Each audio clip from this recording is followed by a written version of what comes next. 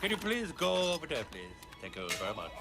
Whatever happened to the separation of the classes? Yeah, I'm sure this whole democracy thing is just a fad. We'll go out for pineapple, my little bubbly-headed bubbly-boo. Skipper, look. Analysis. It looks like a small incandescent bulb, designed to indicate something out of the ordinary, like a malfunction. I find it pretty and somewhat hypnotic. That too, sir. Right. Rico. Manual. Problemo solved. Sir, we may be out of fuel. What makes you think that? We've lost engine 1. And engine 2 is no longer on fire. Buckle up, boys. Don't look dull. This might get hairy. Attention! This is your captain speaking. I've got good news and bad news. The good news is we'll be landing immediately. The bad news is we're crash landing. When it comes to air travel, we know you have no choice whatsoever. But thanks again for choosing Air Penguin. Ladies and gentlemen, welcome to the most urgent edition of Nick's Nonfiction yet. You're here with your host, Nick Muniz. Today on the show, we have got Neil Strauss back for the three-peat with Emergency. Neil Strauss is a Hollywood insider. He's the type of guy that would get dizzy from killing a fly. Oh, my heavens. How do you expect Neil to suffice in an apocalyptic ordeal?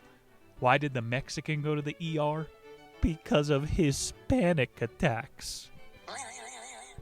Neil's buddy, Mad Dog, he took him to the farm one day to slaughter a goat. Neil couldn't do it. City boy Neil is used to getting his fucking prime rib on a styrofoam slab. The point for the book is, how would you survive without the FDA curating your food, without Big Pharma curating your drugs, or without the police doing your protection? Should we go ask the parents at Lil Duval, Texas? Too soon? Too bad, I don't care. Uvalde? Yeah, I'm giving myself stand-down orders on that one. Can't joke about it. You know what impotence is? Incompetence without the cum. Spell it out. It's a good joke. It might feel like you're not ready for an emergency situation, but under the surface, there's a feral you that's ready to access your dormant primal epigenetics. Yes, you have survival mode inside of you. Neil says the mistake most of us make is thinking that the day would never come when you would have to use your backup plan. Better quote, our society, which seems so sturdily built out of concrete and custom, is just a temporary resting place, a hotel of our civilization checked into a couple hundred years ago and must one day check out of. You can check out anytime you want, but you can never skeet. Yeah, bro, go visit an abandoned building. This stuff is not forever. And of course, I don't want it to happen, but what I want means nothing. The people of Texas didn't want Hurricane Katrina. You'll have another. Nietzschean survival out here. You gotta get nihilistic to get prepared. And I'm out here freaking every day about the Yellowstone caldera. Our days are numbered. And I'm not trying to scare you today, for as many times as I will. The real way to avoid this shit is preparedness. Neil says, final quote, I've learned from the best. You can call me crazy if you want, or you can listen to the story of the 8 years it took me to open my eyes, realize my country can't protect me, and do something about it. Sick, bro. And he also has that podcast called The Truth Barrel. It's a podcast inside a sauna with hot chicks. He wrote the game, he wrote the dirt, he knows what bleeds leads. That pussy bleed. Ew. What happened to the snowman who entered the sauna? He had to go to the ICU. That's the snowman melting. We've got a fun show planned ahead, guys. Do not go anywhere. Be right back after a short sponsor. Hi, we're serving dinner now. Our selections tonight are chicken piccata or seafood gumbo. Oh, excuse me, does the gumbo have corn in it? I am Cornholio. I need piccata for my bunghole. You'll have to wait your turn, sir. Are you threatening me? My bunghole will not wait. Bunghole. Hey, I got a beer. Want some? I am Cornholio.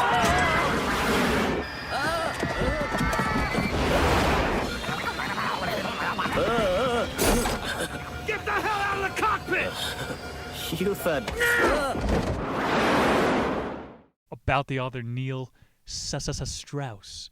Check out Harry Schwant on Instagram. Free memes. Getting up to 20,000 followers before you know it.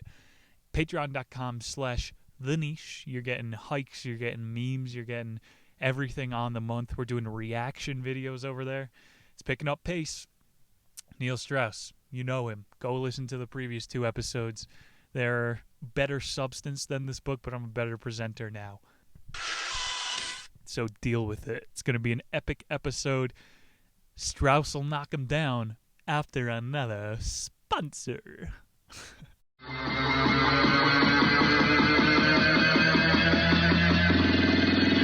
Hocus pocus.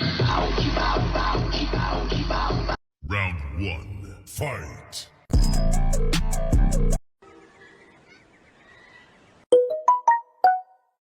Chapter 1. Tips on death cult etiquette. You know what I'm thinking? This is a bit of a skeptical book, so I'm going to throw in a Chomsky. We're going to take it slow. We're going to enjoy our time today. I love you guys. The listeners still here, still trying to learn the patterns. We're unearthing them all. It's a fucking great show. This is the best show on the internet. All right, chapter 1. What was this? You need to put tobacco in your mouth. You need to pick a group that won't kill you. Before technology, humans couldn't survive alone. Today, with a single AR-15, you could slaughter an entire school. Too soon again? Seriously, I don't want to do Sapiens and all of these people obsessed with monkeys. Yeah, it's all about your connections, because if you don't have a chainsaw, you can't survive. Neil's starting this narrative back at Y2K. Quote, back then, I had no idea that I'd ever feel unsafe in America or be preparing for disaster myself. We seemed to stand monolithic and invulnerable at the center of the political, cultural, and moral universe. Doctor Strange 2, America Chavez. We set the trend for the world by hopping dimensions. It's a pretty good quote there. It's only in the big events that you realize you're not too safe. Neil at the Y2K party is gonna be playing the soy Wojak, the fucking gray NPC here. Quote, a second group calling itself the Southeastern State Alliance had been caught 3 days earlier trying to blow up energy plants in Florida and Georgia. That's crazy. I thanked her for the advice. I'll definitely be careful with this. That didn't satisfy her. I don't know how old you are, she warned, but however old you are, you're not ready to leave this world. It's the Christian lady at the party. Not exactly the atmosphere you want. Try to cut loose. Yo, I was on Venice Beach one time. SoCal, baby. It was at the beginning of coronavirus, and an old lady came up to me on the beach. She gave me a free rosary, so I was up in mood, and then she goes, everything around us will pass. I'm like, I wasn't even thinking about fucking I'm on the beach enjoying myself, and you just ruined the party. So yeah, it's not fun to be around skeptics when you're trying to cut loose, dude. Of course. And yeah, the big thing in America, he's going, everybody thinks the end is right around the corner. I secretly think we all want Mad Max. Like everyone's... Nah, mortgages are more fun. Here's a great quote. Death isn't something we're born afraid of. It's something we learn to fear. According to studies, children have little conception of death up to age 5. From 5 to 8, they have a vague understanding of the finality of death. Only at 9 do they begin to understand that death is something that one day might happen to them. Johnny Law is coming after you. He's going to shoot you in a no-knock raid. Yeah, you go through these progressive realizations throughout your life. I think a lot of adults don't know that they're going to die. You know, a midlife crisis, that should have happened when you were 9. I had, like, crises when I was 8. Before I went to CCD, I would lay on my lawn and stare at the fucking sky wondering about death. God, I'm going to need some fountain of youth to get this page up and running. Neil Strauss, youthful marketability, Y2K. He's going, the next day I began sending solicitatious emails to various doomsayers and survivalists, asking if I could spend a few hours with them as the year changed over. I promised to bring my own food, water, and emergency supplies, hoping that somehow this would convince them I was a believer. Have you heard about flatbread believers? They're out to convince all non-believers. You see how he's saying conspiracy theorists are believers. And that's true, but only on the dumbest side of the spectrum, like Q. You know, every group has their idiots that will believe anything. And Neil is just othering anybody who has a skeptical mind. Neil's books always come across my desk at the right time in my life. Like, I almost succumbed to the death cult. All this Nietzschean Zarathustra that we're about to read. The Great Reset, the Power Elite. Fuck that noise. Freedom. I mean, everyone should do their due diligence to find out about the truth. That's never going to happen. Quote, the first person I contacted, Neil says, was Thomas Chase, a writer and theorist who predicted that the millennium bug would cause a massive electrical crash, triggering a worldwide depression and the coming of the Antichrist. So does the Antichrist turn wine into water? This guy, he's taken the theory one step too far. When all of the zeros turn to 2000, the computers will break. And then the Antichrist. Like, again, these second-day whateverists always take it too far. Neil had a funny point. Why is this guy so calm if he knows that the Antichrist is about to be here? Like, does he really believe what he's saying? Once you have someone's belief, like, logic doesn't matter. And that's what the media has groomed us to respond to the past 2 years. COVIDians is the same thing as Branch Davidians. It's just groupthink. I'm trying to warn everybody against that. Our leaders, the media, they fucking do the same thing that cult leaders do.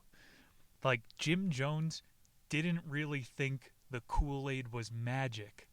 That's what makes doomsday cults so unethical. It's a con. And why are there no fucking Reverend Jim Jones jokes? The punchlines are too long. Good joke. You can't feel bad about people who want to die or people who want to lock themselves in their house. They've came to a belief system. Neil tried to make the psychopath feel some empathy. He's going, don't you feel even a pinch of remorse for building an empire on lies? He's like, I'm not lying. I believe nuclear war is inevitable. I tell my people to prep. I don't specify which disaster, but they'll be ready for it. So, like, I'm trying to make clear, this guy doesn't know when the emergency is coming, but he actually thinks it is. And then the news is creating their own emergencies to get you scared when they don't believe in it. So I think it might be more unethical, what I'm trying to get at. We'll throw it over to Neil for a long quote. They believed that with faith alone they would weather the upcoming devastation. They also stockpiled food, water, emergency supplies in case they ran out of faith. Unlike other survivalists, see, at least Neil puts humor in his book. They didn't have guns or artillery. Rather than training to fight looters, they built additional homes and saved extra food to give potential robbers as a peace offering. Is that really the best prepping strategy to grow the most food? Like, if you prepped food and I prepped guns, your food is now mine. You need guns. Neil moves on to talk to this churchgoer. He's a part of the Rabbi Hawkins, the cult leader's thing. His name was Ruts. He drove Neil to his hotel. They stopped at a local hardware store, and he told Neil to go in and build your first bug-out bag. And Neil, like, picked up some beef jerky and a flashlight. Ruts goes, there's one thing more important than everything else. Throws a Bible in his bag. This'll keep you safe more than anything. Guns. Neil zooming out for a final comment. The Cold War had ended. The euro had been introduced. America was experiencing the longest economic boom in its history, and the internet and mobile phones were turning the world into a neighborhood with few secrets. All of these signs are pointing up. Why are people prepping? Because they were reading. He goes, pre-9/11 was a different world. Classic young adult literature segue to the next chapter. But then something unexpected happened. Chapter 2, Escape. So Y2K came and went. He thinks these preppers are nuts. And then 9/11 happens, and he continues the project. Spent a while talking about the White House. He was able to get invited there through press. They have 3-inch thick glass. What if you have to, like, get some fresh air in the middle of the night? A little bit heavy for Joe Biden. They got turrets on the roof. Here's a theory for you guys. Why in 2014 did 2 White House movies come out? White House Fallen and Olympus is Down. Do we really need that many movies about the White House and 2 in 1 year? Oh, wait. Did January 6th happen right after that? It's predictive programming. I'm not saying they caused... Well, I am, because we saw that the Uvalde shooter was in a group text with FBI agents. They're sowing the minds of the future here. Memes. Neil is rubbing elbows with the celebrities at the White House. Quote, the longer the celebrities and politicians talked, the more they admitted their fears of losing phone reception, of being trapped in D.C., of being cut off from food and heat. Well, we know from those Olympus movies that the White House has a 6-story bunker. Because they'd made no preparations, these mainstream role models were actually more nervous about a millennial apocalypse than the sham prophets and cult members who had least accepted their potential fate. That's what I said before. These fucking creeps in Washington, D.C. are more scared. They own all of the bunkers. Look this up, people. I'm not crazy. Project Iceworm. We have a gigantic, like a size of Britain underneath Iceland that's all fucking nuclear fallout. It's wild. And yeah, they're going to lie to you on the TV saying that the baby formula is on its way. Neil is going Dr. Seuss here. He's a master of fucking irony. So is Seuss. The high priestess of the state, he says celebrities and politicians have to tell people, too long of a quote, bro. Sorry. Like, one lie gets you prepared for the future. One lie tells you that you're a victim. So yes, the cult leaders might not actually know when the world is ending, but the other lie is preparing you for nothing. Moving on. Celebrities, politicians. He's saying they're the opposite of the founding fathers. The people who we idolize are not Americans. Quote, thus our founders were actually cut from the same cloth as zealots like Rabbi Hawkins and Bob Rutz. Even more disturbing, this zealotry still dominates the country today.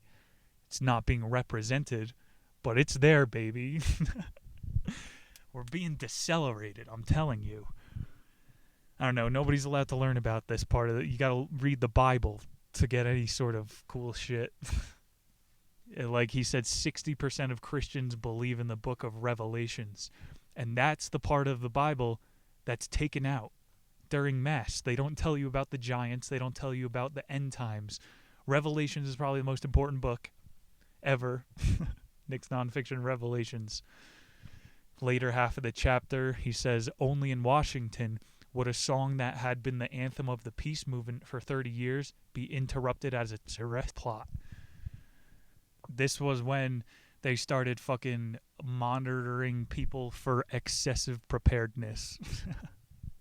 Facebook outright says it. Like, you can click the flag and say this person is a prepper. They're a domestic T-word. Yeah, we're not allowed to say erasm-te on YouTube anymore, guys. Fuck! Here's a good quote. Move off the topic. The closer we move toward the millennial moment, the more ridiculous people seem to be getting. But this was politics after all, and with great power comes great fear of losing it. Bro, when people get more money, when they get more power, they get more fearful. I don't know, man. You're scared of losing it, and that's what comes with power. They're not actually responsible. They're scared about losing their power. Here we go, end of the chapter. He's leaving the White House. He goes to the Holocaust Museum. And he's going, this feels like a real emergency. Yo, have you seen this one? They're going, like CNN just put the headline out, dictators are a good thing. We need dictators in the West. I think that's what it was. They put these feelers out and see how we react. But when we are ready for a dictator, that's going to be the plan. And World War III, the stage is set. Quote, when I finally made it home, I checked my email before going to sleep. There was a message from one of my new doomsdayer friends. Hi, Neil Strauss. It's Tim Chase. This new President Putin in Russia, interesting that he became the president as the millennium changed. He could be the one, the Prince of Darkness. He's getting all kinds of emails from deep theorists. That's where the cool information comes. People think that Putin is a clone of Stalin. Bet you never heard that one. Deep quote, nature knows no tragedies or catastrophes. It knows no good or evil. It knows only creation and destruction. Woo! That's why we love you, Neil. And one can never truly be happy and free in the way we were as children before learning of our morality, without at some point confronting our destruction. Unless you take mushrooms. The only way for an adult to have fun is to confront death, apparently. So I should start wingsuiting. Chapter 3, World at War. Skipping forward, he starts covering the cultural landscape a little bit more, post 9/11. He's going, prepping is now a professional sport. The picture, he's showing pictures of like jihadist people banging Mickey Mouse, literally. The graffiti they have over in the Middle East is better than ours. There's the word trip everywhere around Boulder. Scott is a big guy. Yeah, in other parts of the world, people vandalize to spread awareness. Yay! Quote, that's so American. We're all just painting on things for clout. Quote, in the month before Y2K, I learned about threats to America from within. Now I was learning about threats from without. But I didn't take them seriously, and more than I did the survivalists. So Big Balls Neil out here is finally saying, whoa, I'm not protected. Quote, driving into Tehran from the airport, I passed a building with an American flag painted on the side. The stars were replaced by skulls, and the stripes were trails from falling bombs. In large letters over the flag were the words, down with the USA. Damn.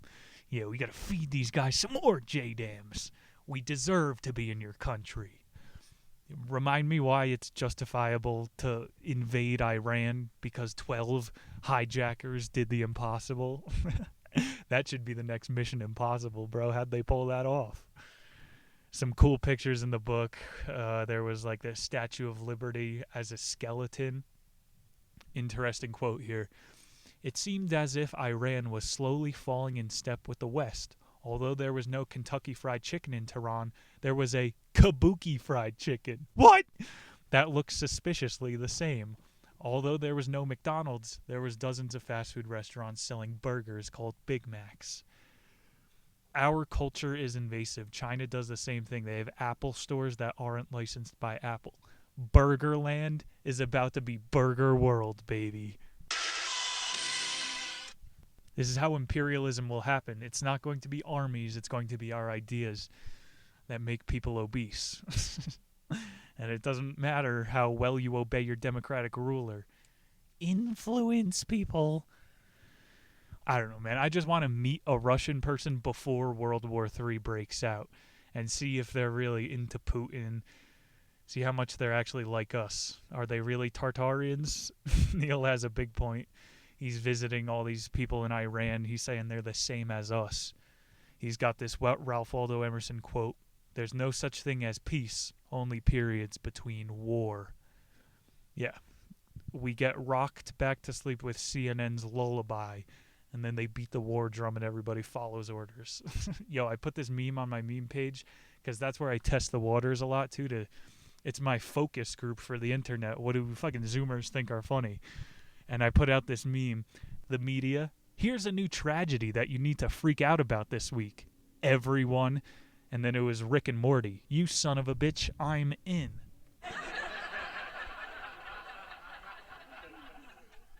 Yeah, memes not so funny when you explain them. But, like, Zoomers cannot see it. They want to be in the zeitgeist and fight one side versus the other. No! We just lost another generation. Fuck, man. We transcended into full Orwellianism.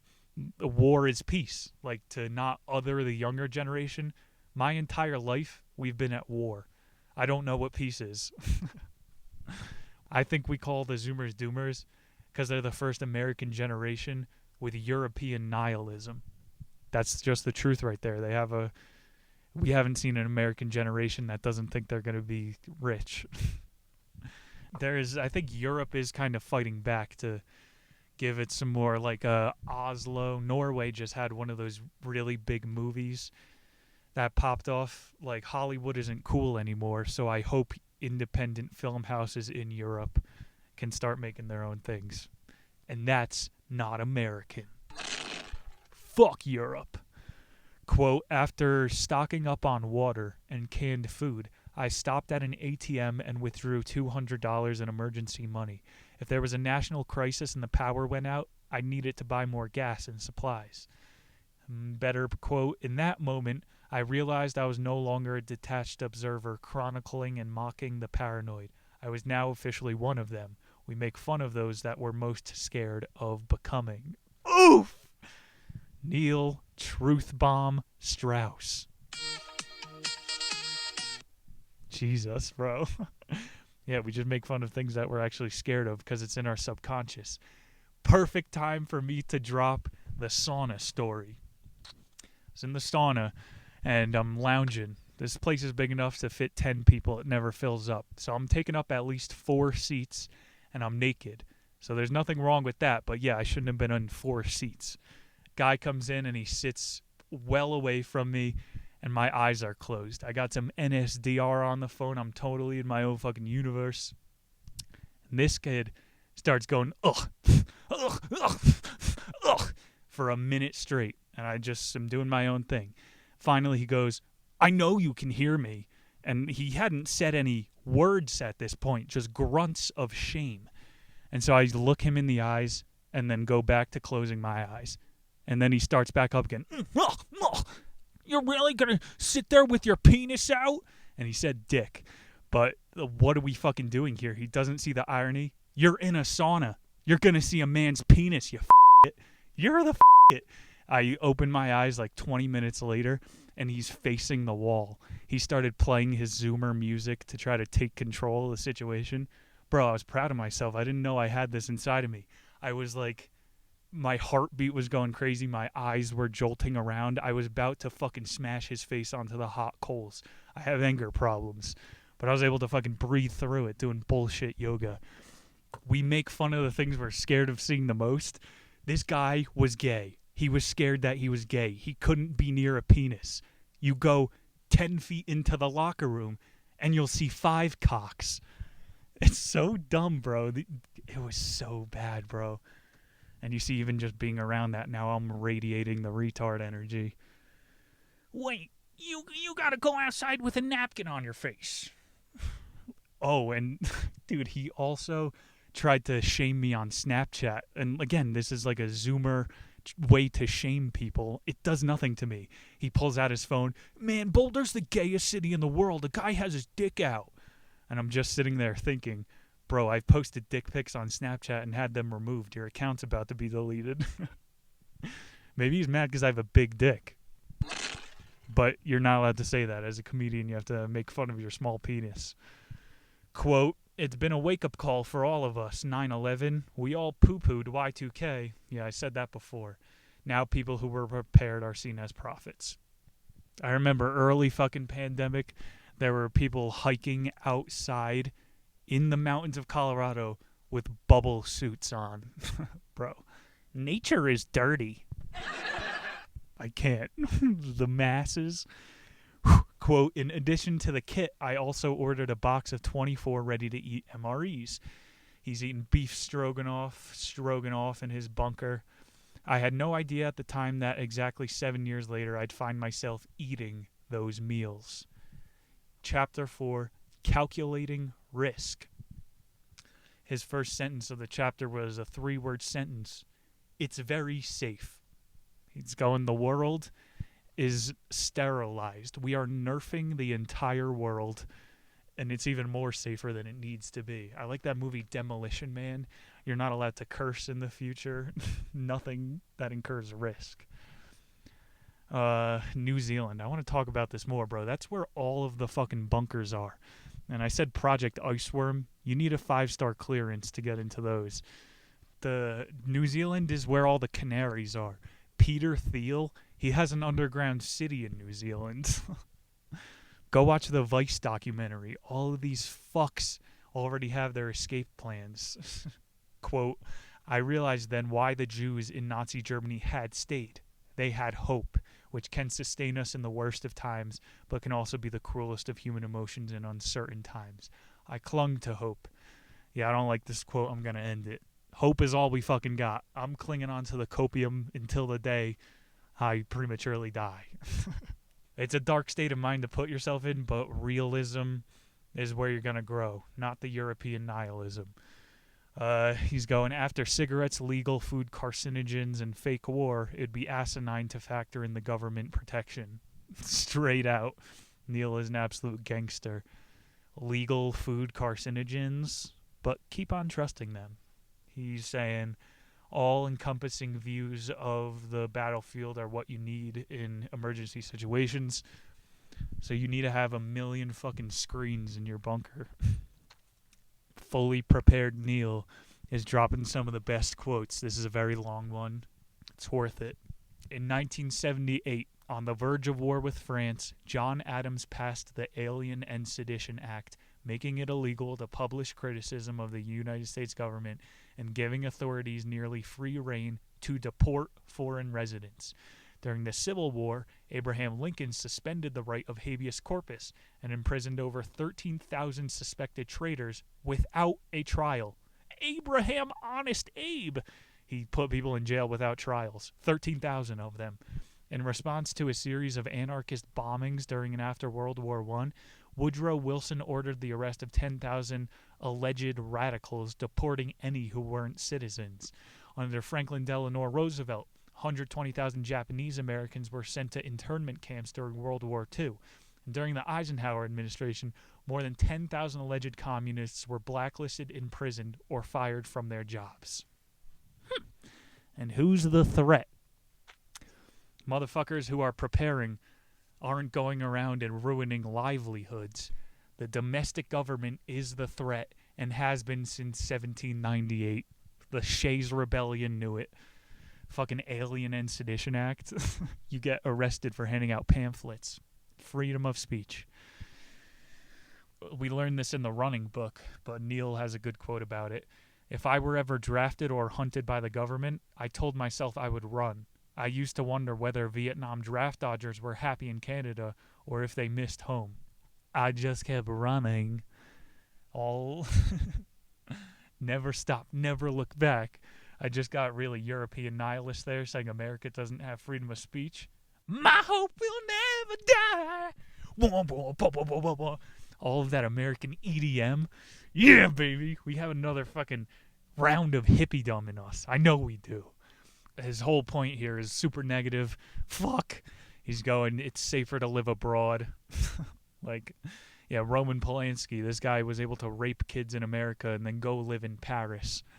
And this is why billionaires live on yachts. There's no rules. This is why Jeff Bezos took a 13-year-old into space. How is this not a joke? That's reality. What the fuck? So perhaps, quote, the natural inclination to want both freedom and security from our government is too much to ask. The American attitude is truly independent of Joe Biden and Donald, you know. He says 88% of Americans don't have a passport. Great, so the FEMA camps are going to be overflooding. Quote, as soon as I returned to my hotel room, I opened my laptop and searched for lawyers and companies specializing in immigration law. He's moving on to the next part of the book, doubling his chances of survival by doubling his citizenship. Chapter 5, Escape. Quote, On the afternoon of January 12th, 1967, James Bedford stopped breathing. As for whether he's dead and gone or not, that's a matter of debate. And those searching for immortality, Bedford is somewhat of a hero. The first frozen man. First frozen man after Walt Disney. This guy, we don't know his name, James Bedford, 1967, was frozen. How many fucking elites do you think have tanks of liquid nitrogen just ready to go? Scottsdale, Arizona. Bro, they've been getting better at this too. I've been noticing books that they're making titles of movies of, and I sound crazy, but Frozen the movie. So you can't look up Walt Disney's Frozen head. It's fucking true. Quote, instead of getting a second passport, I thought of getting frozen instead. Neil says, Craig was clearly not a Philesian. He doesn't believe in better times. He believes that all times are the same. Only the names and faces change. This is the first time I heard about this philosophy. Philesians, again, they ripped off Mark Twain. History doesn't repeat, it rhymes. Mark Twain is the GOAT. These Philesians, bro, even fucking Buddhist monks are trying to escape their bodies. They, like, encase themselves in ceramic. Like, freezing yourself isn't a new thing. We've been trying to save our bodies forever. You ever see those pictures where they put old Buddhist monk statues in MRIs? All of them have remains inside of it. And we're the asshole generation that's cracking them out when a future generation would be able to revive them. Scums. He's going, if a nuke drops on your city, how are you going to prepare your frozen body then? It's a pretty good point. It's true, bro. Everybody's just trying to escape, even the people who say they're the most present. Damn. Narcissus. That's going to go in my comedy act. What the fuck? Quote, of the 25 immigration lawyers and organizations I'd contracted after Katrina, 15 of them never returned phone calls and emails, and 2 of them said it would be months before they could offer me consolation. A Japanese lawyer, Yoshio Shimoda, told me I needed to live in Japan for 5 years and give up my U.S. nationality in order to be a citizen there. Wow. So a lot of these countries now are making it so you can't have an escape route. You're only allowed to be part of one country. This is kind of why I say I don't believe in borders, and I know that ostracizes the audience. I don't give a fuck. But yeah, you're magically born here, so you're not allowed to go over there, ever. That's how the world is going to be. Let me give Neil his fucking comeuppance here. He says, there is a theory called memetics, which suggests that ideas move through cultures more like viruses. Thanks to the cataclysms of 9/11 and Katrina, the escapist meme had clearly spread from the minds of fringe extremists to early adopters in mainstream society. Damn, son. It ain't so fringe anymore to know that the grocery store doesn't have food. Bro, my entire rice aisle is gone. We're fucking post-irony at this point. If we're talking about memetics and comedy, people understand jokes, except for the kids I said before. And that's why they get abused by shitty memes. We're using memes for the wrong reason. Memes can be used to spread freedom and ideas. We're using memes to escape. I've said it before, the best part of your day is shitting. Escaping. Holy fuck. Like, if you freeze your mind, how do you know that you're just not going to be trapped in your mind? Here's something better, more topical. Russia banned memes. They banned at first the memes of gay Putin, and now they went full China. You're not allowed to spread ideas. 1984! Yeah, I can't talk about the Ukraine, but I could spread memes about bombs. I think the Great Reset is coming in waves. Like, it's not going to come as one gigantic, here's your UBI, and now eat bugs forever. It's really going to be these news stories. America would be better with a dictator, and they're just going to feel us out until there's people stupid enough to go for it. And, like, my boy who sent me the fucking Rise of Germany, it's just preying on the right people who are ready to do your dirty work for you. And the masses are stupid enough now. Let's go along to Chapter 5, Survive. This one is the second to last. He starts it. Pretty top-tier quote right here. Damn. All my life, I had thought that freedom was something that, as Americans, we were privileged to have, thanks to the Constitution and Bill of Rights. But those documents didn't create freedom. They created a system, and systems create dependencies. Real freedom, I realized, meant knowing not just where to go, but how to take care of myself if the system ever broke down. Really good breakdown of his quote before. You can't have a government give you both protection and freedom. The Philesians were the only people who understand in a wood philosophy. Quote, you can't understand how stupid people can be until you've moved to Arkansas. Anyone who can read without moving his lips here is considered an intellectual. Coastal elite humor. Still kind of funny. He's, this was a 400-page book here. He's starting to going on journeys with swamp rats. There's this guy named Spencer. His big quote I had, it's not the firepower, it's the man behind the rifle. Not so dumb now. Big hat, no cattle. Yeah, fucking coastal elites like Neil. They know the difference between a homophone and a homophobe. But they don't know how to hunt or farm or fish or sustain. What the heck? But you're smart. He goes, what I learned researching the GAMA, the neuralistic programming, is that it has no advantage in the bayou. So you gotta love Neil. He leans into his elitism. And he's going, yeah, me being good at writing has no fucking pull here in the land of gators. Neil, he's getting ready for his first firearm lesson. Quote, the first requirement in using a gun correctly is not shooting yourself with it. Clayton was telling me it's a martial art and you have to take it seriously. It's not like learning how to change a tire. Yo. And really, it does seem like some hick shit. Just going to the range and firing off some rounds.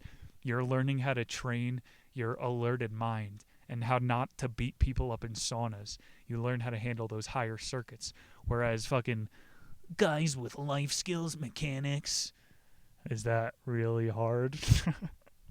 I'm a dick. Quote, Katie asked the man at the counter, don't you feel weird selling guns to people? Jesus, he bought his fucking liberal girlfriend to Arkansas. I don't think people should have guns. It's in the Constitution, you know, says the store clerk. They should be totally illegal. I think only violent people would want to shoot guns. It was difficult to tell whether the clerk was amused or annoyed. Loving the Strauss. Hey, this is exactly why girls shouldn't be allowed to vote. I don't know. Neil is going, I hadn't taken a test in years. Should I study or something? By this point, it was clear that Katie and I were the stupidest people in the store. Even if you were blind, you'd probably pass, he said. I'll try to calm down here. Very funny situational humor here. He's in the gun store and he's like, clerk's like, what are you, a fucking idiot? Everybody passes the test. Clerk keeps on busting her lady balls. He's going, you look like a cheerleader, a very pretty girl. Aren't you scared of falling off the top of the pyramid? Damn, son, that's got layers. And he goes, you know, she's a little rich girl. Her fucking pyramid castle could be gone at any moment. She says, I don't want to be on the bottom because my back could easily break, and I don't want to be in the middle because someone could fall on me. My place is at the top of the pyramid. A little too on the nose. His point is, there's really no safe space in the pyramid. Dr. Seuss level shit out here. Yeah, he's like looking into the Green Beret now, because the Green Beret slogan is from an oppressed man to a free one. Do oppresso libor. One of the military jokes I like. SEER training doesn't teach you how to survive. It teaches you how to die slowly. Neil, he's done enough training at this point, I think. Did a whole chapter on locking up your guns. We'll end this one on his research into motorbikes. Motorbikes, chainsaws, bow and arrows. That's my future, baby. He's going, the true vehicle of the apocalypse is the motorbike. I remember in the game he took motorcycle lessons from Tom Cruise. See, the only way to survive is joining the Church of Scientology. Quote, oh, he just came out with Top Gun 2. The only way to survive is having an F-35. Quote, motorcycle school was just as humiliating as gun school. Not only was I inexperienced, but I was one of the few people in class who'd never even driven stick before. Another thing that I think they should probably teach you in school, how to drive an automobile. Nah, here's fucking social studies. I think you get put on a watch list if you buy a dirt bike. Like, Klaus Schwab doesn't even want us to own a car. Motorbiking off-road, that's Silicon Valley's biggest nightmare. How are we going to track these people? Ended the chapter saying if you buy certain tools, you're indistinguishable from a domestic terrorist. I didn't say it.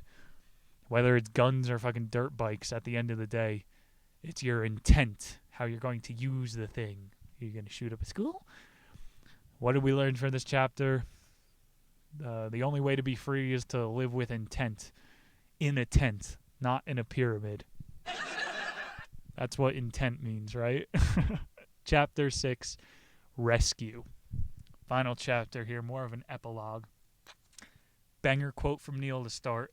Survivalism, I realized, is not about staying alive. It's about choosing how you die. Hello, darkness, my old friend. Very, very dark way to look at it. You could look at it as a way to have more life on your way to death.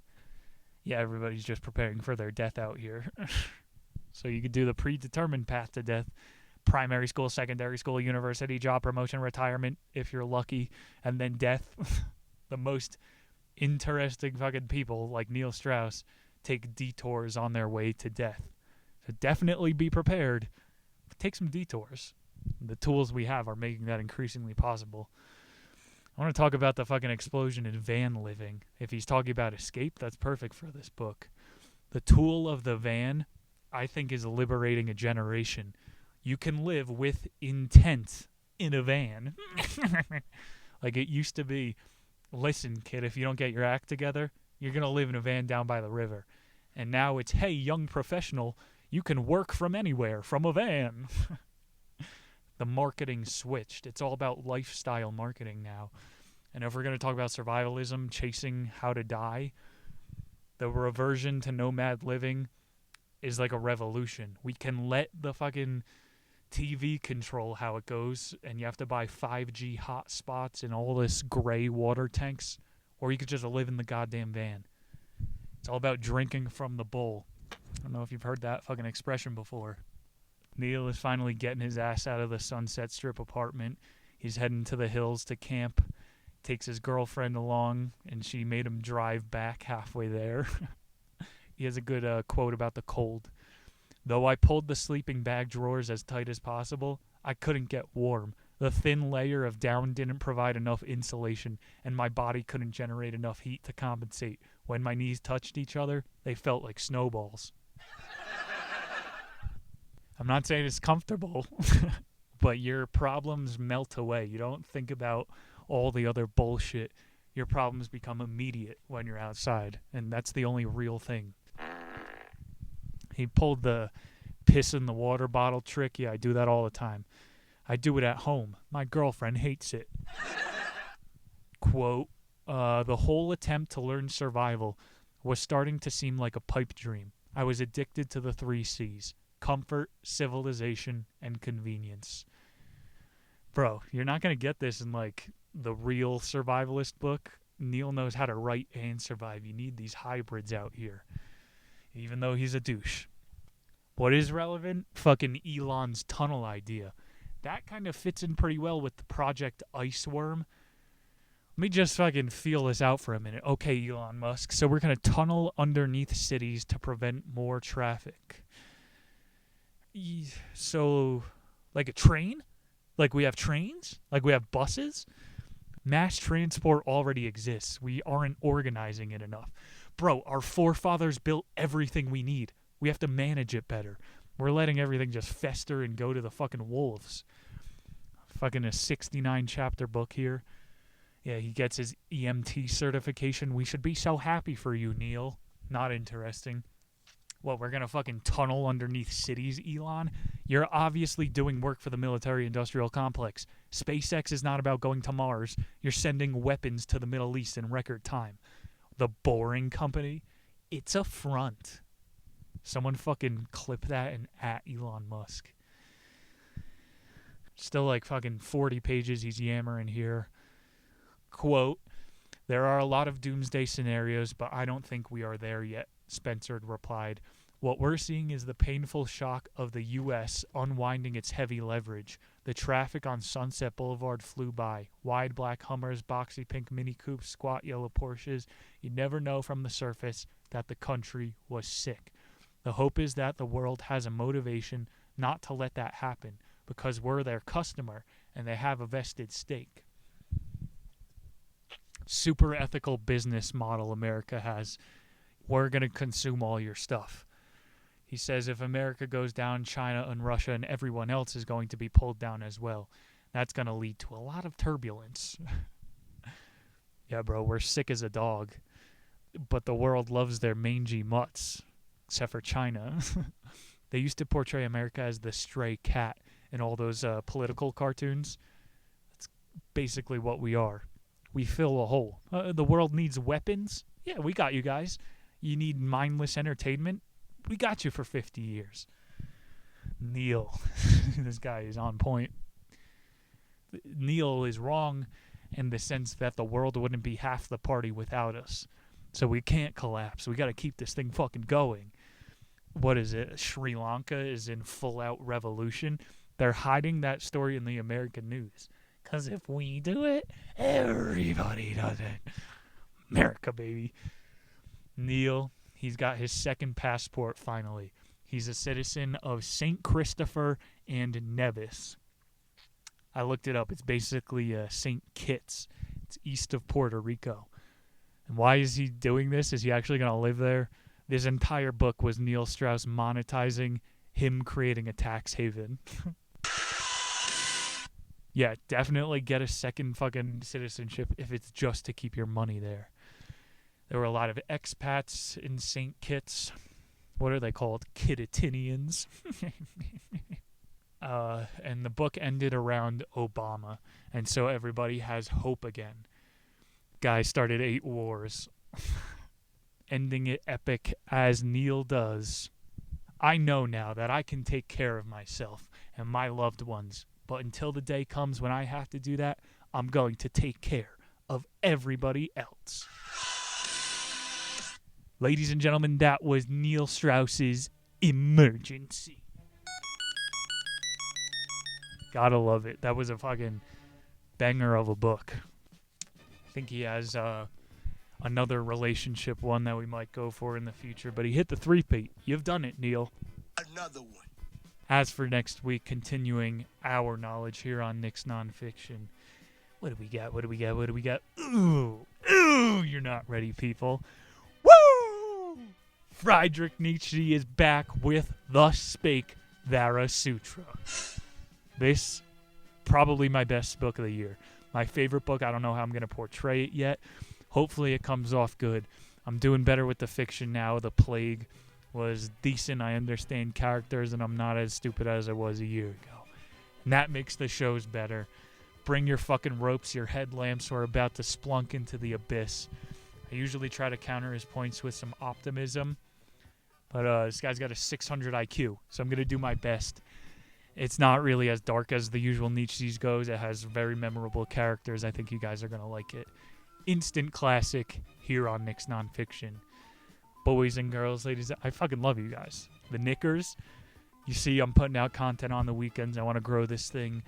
We're going 3K by 2023. Definitely an achievable goal. If I stop being decelerated. Bro, I have evidence. Anyway, I will see you guys in 7 short days for another edition. Check out the memes over at Harry Schwunt on Instagram, patreon.com/theniche. Let me get a random soundboard effect to take this home. I fear no man, but that thing. It scares me.